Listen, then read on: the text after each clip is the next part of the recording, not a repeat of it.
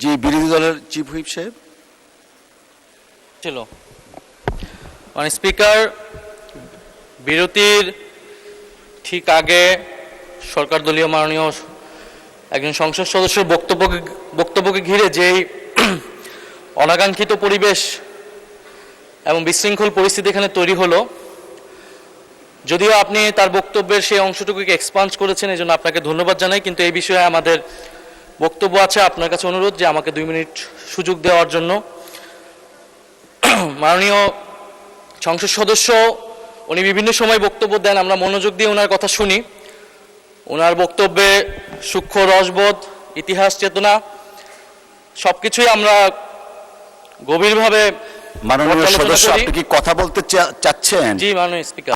কিন্তু মাননীয় স্পিকার, আজকে উনি ওনার বক্তব্যে যা বলেছেন তা আসলে সংসদীয় রীতিনীতি এবং আমাদের সাংবিধানিক অধিকার সকল কিছু সীমাকে অতিক্রম করে গিয়েছে।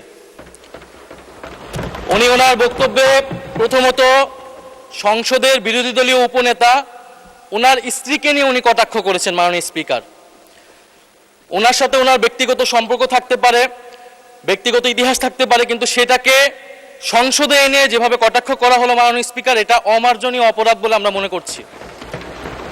দ্বিতীয়ত, উনি বিরোধী দলের মহিলা এমপিদের, আমাদের নারী সংসদ সদস্যদের তাদের পোশাক নিয়ে যে ধরনের কথা বললেন, তাদের ধর্মীয় স্বাধীনতাকে হরণ করার সম্পর্কিত যে ধরনের বক্তব্য দিলেন, এটাও মাননীয় স্পিকার আমরা মনে করি একটি অমার্জনীয় অপরাধ।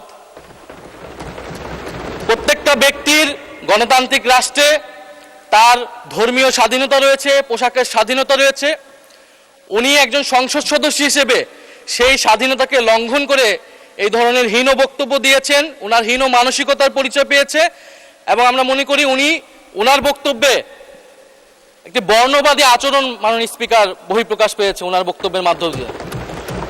ফলে আমরা আশা করব ভবিষ্যতে এই ধরনের বক্তব্য আমরা কোনো সংসদ সদস্যের কাছ থেকে যাতে এই ধরনের বক্তব্য মহান এই জাতীয় সংসদে আর উচ্চারিত না হয়। মাননীয় স্পিকার, আপনাকে ধন্যবাদ।